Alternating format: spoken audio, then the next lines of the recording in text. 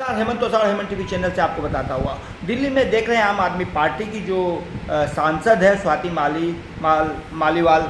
मैं बता रहा हूं कि उसने जो आरोप लगाया है, जिस तरीके से उसने एफआईआर दर्ज कराई है कि उसके साथ मारपीट हुई, 8-10 थप्पड़ मारे गए, लात मारा गया पेट के अंदर और उसको कई तरीके से सर फोड़ दिया गया, कुर्सी के ऊपर और टेबल के ऊपर पटक पटक कर धोया गया, इस तरीके का उसने एफआईआर दर्ज कराया है। तो मैं बताना चाहूँगा भाई, पहले हम भी सोच रहे थे कि हो सकता है कि दिल्ली के सीएम हाउस के अंदर इस तरीके की घटना हुई होगी और वैभव ने इसको बहुत भयंकर तरीके से जान से मारने का वही निर्णय कर लिया होगा। और मैं बताना चाहूँगा, जब ये मारपीट हो रही थी तो क्या वो सीएम हाउस में इतने लोग काम करते हैं, इतने कर्मचारी काम करते हैं, इतने लोग रहते हैं, क्या उनमें से एक जन ने भी उसको मारते हुए चीख चिल्लाते हुए नहीं देखा? तब ये उन्होंने एफआईआर दर्ज कर दी। उसके बाद एक वीडियो आम आदमी पार्टी से रिलीज हो गया कि भाई ये तो टेबल पर पैर के ऊपर पैर रख के, जैसे गुंडा राज होता है ना, जैसे कोई बॉस होता है वो पैर के ऊपर पैर रख के धमकी देता है, और पुलिस वालों को धमकी दे रही थी कि मुझे हाथ लगा दिया तो तुम्हारी नौकरी खा जाऊंगी। यानी कि सोचिए कि वो नौकरी कैसे खा लेती, उसको अगर वो ज़बरदस्ती अगर घुस रही है और उसका हाथ पकड़ के बाहर कर दे तो ये कौन सा अपराध हो गया? ये कौन सा हुआ? क्या रेप का आरोप लगा देती, छेड़खानी का आरोप लगा देती, मारपीट का आरोप लगा देती, जो उसने अपने एफआईआर दर्ज के अंदर लिखाया है? तो सोचिए कि ये मालीवाल जो है स्वाति, ये इससे पहले जो महिला आयोग के अंदर थी तो ये कितने गंदी तरीके से काम करती थी। इसकी मैंने एक पुरानी वीडियो कई देखी। इससे जब एंकर पूछते हैं कि तुम इतना गुस्सा क्यों करती हो, तो ये बोलते हैं कि गुस्सा ही हमारे कार्य का एक हिस्सा है, बहुत बड़ा हिस्सा है, और गुस्सा ही चिल्लाना और झूठे इल्ज़ाम लगाना ही हमारे ऊपर हमारा कार्य का एक बहुत बड़ा हिस्सा है। तो ये महिला आयोग की भी पोल खोल के रख देती है। महिला आयोग को पूरी तरह जिस कार्य के लिए रखा गया था उस कार्य की धज्जियां उड़ा देती है। तो महिला आयोग के ऊपर से भी आम जनता का पूरा विश्वास उठ गया। अब जब ये हुआ कि भाई स्वाति ने जो है सही रिपोर्ट लिखाई है वैभव के विरुद्ध में, आम आदमी पार्टी के विरुद्ध में, तो भाई उसकी फुटेज मांगी गई। पुलिस वालों ने भाई फुटेज मांगा, उसकी सीसी कैमरे की फुटेज मांगा। तो मैं एक चीज़ और दर्शाना चाहूँगा कि कोलकाता के अंदर, बंगाल में एक निर्भया कांड यहाँ हुआ था दिल्ली में, भाई उसकी अभी तक कोई पुष्टि नहीं हो पाई और लड़कों को अंदर कर दिया गया। क्या बात हुई नहीं हुई अभी पूरा क्लियर नहीं हुआ, लेकिन रेप हो गया बोलकर सबको अंदर कर दिया गया। चलिए, बंगाल के अंदर एक घटना हुई थी, आपको जानकारी के लिए बताता हूँ कि उसी समय एक घटना हुई थी कि एक लेडीज़ के साथ एक मॉल के अंदर रेप हो गया। तो भाई एक मॉल के अंदर रेप हो गया तो वो रेप की इतनी बड़ी घटना हो गई कि टीएमसी के विरुद्ध, ममता बनर्जी के विरुद्ध लोग कैंडल मार्च निकालने लगे। बीजेपी, कांग्रेस और सीपीएम चारों तरफ हाहाकार मच गया कि पूरे हिंदुस्तान में मीडिया में रेप हो गया, इस तरह की बातें करने लगे। तो लोगों को बहुत लगा कि भैया रेप हो गया, तो वो लेडीज़ के साथ खड़ी हो गई, एफआईआर दर्ज हो गई थी। तो ममता बनर्जी ने ये कहा कि भाई इसकी पूरी खोजबीन किया जाए, किसने रेप किया उसकी पूरी जानकारी ली जाए। तो उस लड़की की एफआईआर दर्ज में जब पूछा गया कि भाई तुम इसको जानती हो, तो उस लड़की ने बोल दिया कि इस लड़के को मैं नहीं जानती। फिर लड़की से पूछा गया तुम्हारा रेप कहाँ हुआ, तो उसने ये कह दिया कि एक मॉल है जो कि आपके कोलकाता के अंदर है, वहाँ उसके पीछे में मॉल है, मॉल के पीछे में हमारे साथ रेप हो गया। उस लड़की से पूछा गया कि तुम इसको घर कभी कोई पूरी जानकारी ली, उसने पूरा नकार दिया कि इस लड़की को मैं जानती नहीं हूँ, अचानक ही उसके साथ रेप हो गया, मतलब रेप हो गया। और ये घटना पूरे हिंदुस्तान में फैल गई। 5 दिन 6 दिन तक इस तरह की घटना आवाज़ चलता रहा। फिर वो लड़का जो है उसको अरेस्ट किया गया कि भैया तुमने रेप किया। जब उस लड़के से पूछा गया कि भाई तुमने इस लड़की के साथ रेप किया, तो उसने कहा कि मैंने रेप नहीं किया, इस लड़की के साथ तो मैंने सैकड़ों बार सेक्स किया है, और इस लड़की के कहने से भी किया, और सैकड़ों बार हमने होटल में जाके इसके साथ सेक्स भी किया है और इसके साथ हरदम किया है। तो लड़की ने कहा कि मैं इससे मिली नहीं, कभी देखी नहीं, और ये एफआईआर दर्ज था उसके पास, और ये बता रहा है कि हमने इसके साथ सैकड़ों बार सेक्स किया और रजामंदी से किया है, और 2000, 5000, 3000 रुपये हम इसको मांगते थे तो दे देते थे। अब तो लड़का से पूछा गया तुम इसके किस किस को जानते हो, तो लड़का बोलता है कि इसके माता पिता भी मुझे जानते हैं, इसके घर में भी मैं गया हूँ, और इसका पूरा मोहल्ला भी मुझे प्राय सब जानता है। तो लड़का ने ये कहा, तो लड़की में लिखा था कि मैं तो इसको जानती ही नहीं हूँ, इसको तो मैंने देखी नहीं, पहली बार में सेक्स हो गया, रेप हो गया। तो लड़के से फिर पूछा गया कि तुमने इतना बार सेक्स भी किया और बाद में इसके घर वालों को भी तुम जानते हो, सबके हैं, आना जाना भी है घर में। तो लड़के ने तो स्वीकार कर लिया कि हाँ भाई मैं सब कुछ किया। फिर लड़के ने ये बताया कि इसने हमसे 2.5-3 लाख 5 लाख रुपया कुछ ऐसा राशि था, 5 लाख के 2.5-3-5 जो भी एक राशि था, लाखों में राशि था, लाखों के अंदर, जो मैं एग्जैक्ट बता नहीं पा रहा हूँ, हज़ारों में था, लाखों में था। तो इस लड़की ने हमसे मांगा, तो हमने भी कह दिया कि इतना पैसा हमारे पास नहीं है, तुम जो चाहे कर लो, जाओ, हमारे पास नहीं है, जाओ। तो लड़की ने धमकी दी कि मैं तुम्हारे ऊपर कोर्ट के अंदर केस कर दूँगी। तो लड़के ने कहा कि कर देना, जाओ पुलिस में, थाने में केस कर देना, मतलब थाने में केस कर देना। तो उसने कहा कि कर दो, जाओ। तो उसने सोचा मजाक कर रही है, चलो कोई बात नहीं है। उसी बीच में क्या हुआ, उसने थाने में केस कर दिया, उस लड़के के विरुद्ध में झूठा FIR दर्ज कर दिया और इतना भयंकर कर दिया कि चारों तरफ हाहाकार हो गया। मीडिया ने उसके ऊपर संज्ञान ले लिया और पूरी बंगाल की पुलिस उसको अरेस्ट करने में लगी और अरेस्ट कर ली और उसका बयान लिया गया। जब इसका बयान लिया गया तो TMC पार्टी ने कहा कि देखो ये झूठा केस है और इससे हमको, हमारी पार्टी को बदनाम किया जा रहा है। ममता बनर्जी खुद मंच पर बोली थी उस मैटर को लेके, और ये कांड जो है आए दिन होता ही रहता है, लड़कियां झूठा केस में फंसाती रहती है। उसी तरीके से दहेज केस भी होता है जो झूठा केस बनाया जाता है, और जो उसी तरीके से स्वाति मालीवाल का जो केस है वो भी पूरी तरह झूठा है, क्योंकि वो शाकिर दिमाग की औरत है, क्योंकि वो महिला आयोग में रही है, उसका शाकिर दिमाग है। और शाकिर दिमाग इसको नहीं कहा जाता है, इसको एक क्रिमिनल दिमाग बोला जा सकता है। किस तरीके से आदमी पुरुषों को फंसाना और किस तरीके से उसके ऊपर झूठा इल्ज़ाम लगाना, ये उस क्रिमिनल दिमाग बोला जाता है। अब जब उससे पूछा गया तो देखिए, जब वो कोर्ट में 6 दिन बाद, 13 तारीख की ये घटना है, 13, 14, 15, 16, 17 तारीख को जब वो कोर्ट में जाती है तो इस मरियल तरीके से जाती है जैसे उसके साथ भयंकर मारा पीटी हुई हो, डंडे से मार पीट के उसको घायल कर दिया हो और वो चलने लायक नहीं है। इस तरीके से कपड़ा पहन के जाती है, मतलब एकदम ढीले ढाले कपड़े की, जैसा लग रहा है कि वो जैसे कि ICU से उठकर आई हो। तो सोचिए कि इस तरीके से वो कपड़े दिखा रही है। लेकिन जब उसका CC फुटेज सामने आया, उसका एक वीडियो सामने आया, तो उसमें वो पाँव पर पाँव धर कर धमकी दे रही है, पुलिस वालों को धमकी दे रही है कि नौकरी से निकाल दूंगी, फलाना ठिकाना, तुम हाथ लगा के देखा दो। मैंने एक गुंडागर्दी तरीके से, एक तरीके से देखा जाए तो गुंडी बनकर और गुंडागर्दी तरीके से उसने इस तरीके को पेश किया।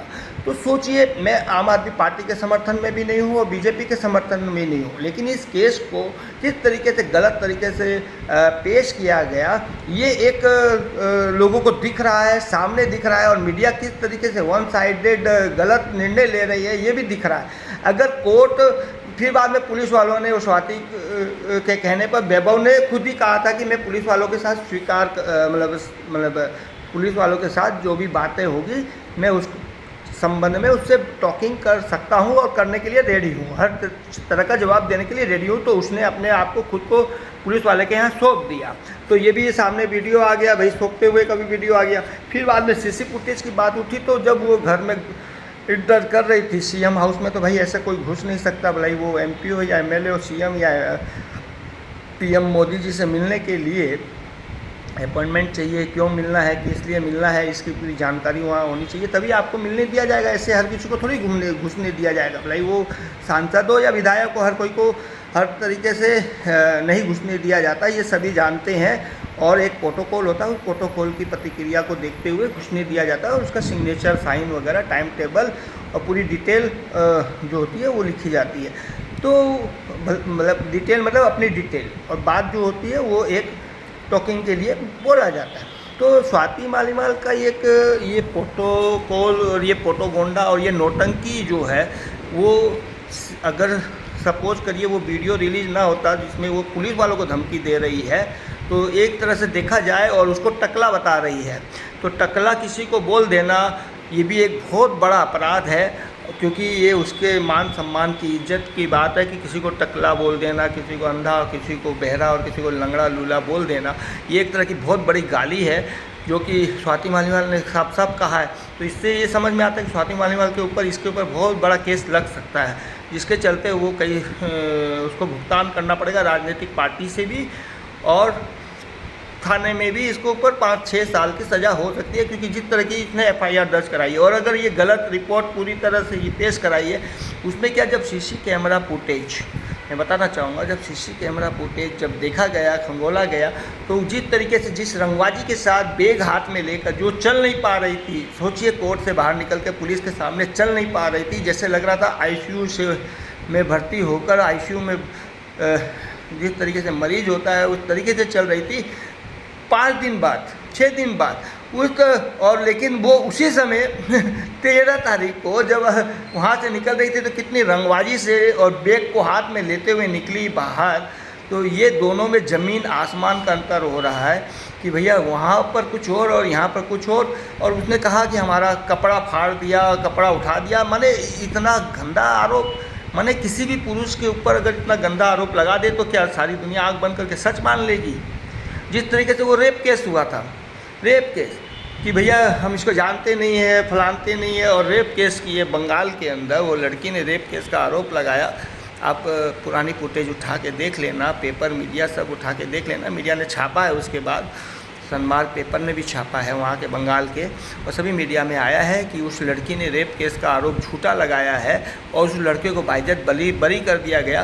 तो सोचिए कि ये जो झूठे आरोप लगाए गए लड़की के बोलने से, एक औरत के बोलने से, एक लेडीज़ के बोलने से, तो अगर झूठे आरोप को अगर कोर्ट सच मान लेती है तो आने वाले समय में कोर्ट पर से, कानून से और प्रशासन से भरोसा उठ जाएगा लोगों का, क्योंकि कोर्ट के ऊपर लोग भरोसा नहीं करेंगे। और जिस तरीके से दहेज केस में कई जनों को परिवार बर्बाद कर दिया गया है, बाद में पता चला कि ये झूठा केस है, तो ये झूठा केस है, उसके ऊपर कोर्ट ने कभी संज्ञान नहीं लिया। कानून ऐसा होना चाहिए जो झूठा केस पेश करे या झूठ बोले या झूठा केस करे उसके ऊपर 8, 10, 15 साल की सज़ा होनी चाहिए और 25, 30, 50 लाख रुपया का जुर्माना होना चाहिए। अगर नहीं दे सकता तो उसका घर परिवार मकान बेचकर उसका जुर्माना लेना चाहिए सरकार को, या बुलडोजर उसके घर में चला देना चाहिए। तो स्वाति मालीवाल जो है जिस तरीके से झूठा केस पेश की है, और आप इसको पुराना वीडियो उठा के देखिए, मैंने देखा है कि ये किस रंगबाजी से लड़कों के साथ बदमाशी और बदतमीजी करती थी और गंदी गंदी गालियाँ देती थी। जब ये महिला आयोग में थी तो ये खुद ही बोलती थी कि मैं गुस्सा नहीं करूँगी तो क्या करूँगी। तो इसका मतलब ये होता है कि कई झूठे केस, एक झूठे केस से एक चीज़ तो समझ में आती है कि इसका पिछला जो रिकॉर्ड है वो कई झूठे केस में कई झूठे केस की वजह से कई परिवार बर्बाद हो गए, कई परिवार और कई पुरुष बर्बाद हो गए। मैं बताना चाहूँगा, एक पुरुष अगर बर्बाद होता है तो उसके पीछे उसका पूरा परिवार बर्बाद हो जाता है। उसका कमाने वाला जो पुरुष होता है वो पूरा परिवार उसका बर्बाद हो जाता है। किस तरीके से अगर इसका पीछे की ज़िंदगी खंगोली जाए तो पता चलेगा कि इसने कई घरों को उजाड़ दिया है, कई घरों के झूठे आरोपों में ये शामिल है और इसकी बहुत बड़ी साजिश है। आज ये फंस चुकी है और भारत की जनता साफ साफ देख रही है। और मैं फिर बताना चाहूँगा, ये राजनीतिक का फंडा नहीं है, ये झूठा केस का फंडा है। क्या कोई भी जाकर झूठा केस लिखा दे उसके बाद बोले नहीं नहीं नहीं मजाक कर रहा था मैंने? क्या कानून और कोर्ट में FIR दर्ज झूठी लिखाना क्या कोर्ट का मजाक उड़ाना नहीं है? FIR झूठी लगाना क्या कानून का मजाक उड़ाना नहीं है? कानून के साथ, कोर्ट के साथ और पुलिस प्रशासन के साथ खिलवाड़ नहीं है? क्या झूठी FIR दर्ज जो है वो एक तरह से देखा जाए तो पूरी तरह प्रशासन की और पुलिस कोर्ट का, हाई कोर्ट हो, सुप्रीम कोर्ट हो, लोअर कोर्ट हो या फिर कोई भी इंटरनेशनल कोर्ट हो, उसका मजाक उड़ाना नहीं है। तो ये एक चीज़ साफ साफ समझ में आता है कि सिर्फ कोर्ट का ही मजाक उड़ाना नहीं है, जज जो होते हैं, जो बड़े बड़े जज हैं, बुद्धिमान जज है, उसका भी मजाक उड़ाना है, क्योंकि उसके ऊपर भी सख्त की सुई चली जाती है। और जज को भी दिख रहा है कि जो स्वाति मालीवाल है वो झूठ बोल रही है। बड़े बड़े जो एस्ट्रोलर, जो बड़े बड़े जो विद्वान लोग हैं जो इस चीज़ को बहुत गहराई से देखे हैं, उसको सबको समझ में आ रहा है। पर मीडिया जो है वो किस तरीके से, जो महिला मीडिया में बताना चाहूँगा, इसमें भी एक चीज़ है कि जो महिला मीडिया है वो जानबूझ के उछल के झूठ का समर्थन कर रही है और झूठ का साथ खड़ी है। तो ऐसा नहीं हो कि लोगों को मीडिया से भी भरोसा उठ जाए। और मीडिया से भरोसा तो उठ ही गया भैया, मीडिया से तो सही में भरोसा उठ गया। जो पैसा देगा उसका मीडिया जोर शोर से दिखाएगा, जो नहीं देगा उसको मीडिया गर्ग में डाल देगी। ये बात तो सारी दुनिया देख रही है और ये बात मैं इल्ज़ाम नहीं लगा रहा हूँ, ये बात सच है और सामने नज़र भी आ रहा है। नहीं क्या?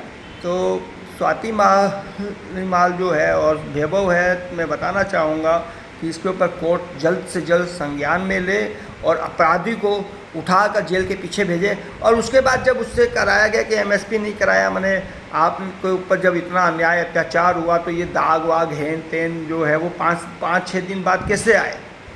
भाई ये भी तो खरीदा खरोच फरोरी हो सकता है, नहीं क्या? जो टेस्टिंग हुई है उसकी जो मीडिया बता रही है कि टेस्टिंग हुई है, तो भैया उस डेट की टेस्टिंग भी हो सकती है, 13 तारीख की डेट की, ये भी तो बेईमानी हो सकती है। उसने उस दिन क्यों नहीं दिखाया? 13 तारीख को ये घटना हुई तो 13 तारीख को वो कोर्ट क्यों नहीं गई? 13 तारीख को वो क्या बोलते हैं उसको, पुलिस में रिपोर्ट क्यों नहीं लिखाई? 14 तारीख को लिखा देती, उसके ऊपर जितना मारपीट हुआ है, जो उसके ऊपर मारपीट के जो निशान है वो क्यों नहीं दिखाई वो? तो इससे साफ साफ समझ में आता है कि ये एक सोची समझी रणनीति है, राजनीतिक है। किस तरीके से इसको मूवमेंट किया जाए, किस तरीके से घुमाया जाए, किस तरीके से इसकी बैटिंग की जाए, ये चीज़ जो है सामने दिख रही है। और इसी तरीके से अगर रहा तो जिस तरीके से वो महिला आयोग जो दिल्ली में बैठी है उसके ऊपर जो गलत लोगों के साथ वो खड़ी हो जाती है, तो कहीं ना कहीं महिला आयोग के ऊपर कहीं ना कहीं नहीं 100% महिला आयोग से भी लोगों का विश्वास उठ रहा है, उड़ गया है। तो इस तरीके से अगर कार्य हुआ तो आने वाले समय में महिला आयोग का पतन जो है धीरे धीरे हो रहा है और ख़त्म हो जाएगा। महिला आयोग पर से लोगों का विश्वास उठ रहा है और उठ जाएगा और पतन हो जाएगा महिला आयोग का। तो ये जो चीज़ें हैं आपको समझना चाहिए और देखना चाहिए। भारत की जनता बेवकूफ़ नहीं है कि लोग बोल दिए कुछ भी और कुछ भी मान लिया, ये सबकी समझ है, सब बुद्धिमान है, बेवकूफ़ कोई नहीं है। भले ही वो कोई भी राजनीतिक पार्टी का हो। मंच के ऊपर मीडिया के सामने कुछ और बोलते हैं, पीठ पीछे कुछ और बोलते हैं। ऐसे लोग जो है गद्दार भी होते हैं और देश के द्रोही भी होते हैं। हेमंत कुशवाहा हेमंत टीवी चैनल से आपको दिखाता हुआ मैं चाहूँगा कि आप इसको शेयर करें, ज़्यादा से ज़्यादा लोगों को बताएं ताकि सच्चाई का पर्दाफाश हो। धन्यवाद।